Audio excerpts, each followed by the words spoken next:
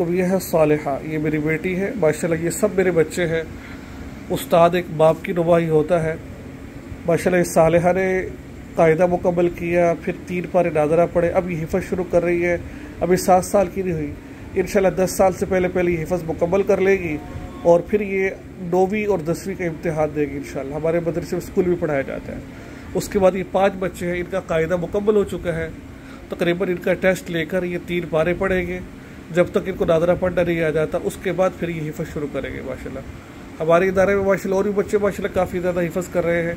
उनमें से जो ये बच्चे हैं इन्होंने इंशाल्लाह अभी कुछ दिनों में हिफ़्ज़ शुरू कर देना है। इसने हिफ़्ज़ शुरू कर दिया है, बाकी इन्होंने हिफ़्ज़ शुरू कर देना है।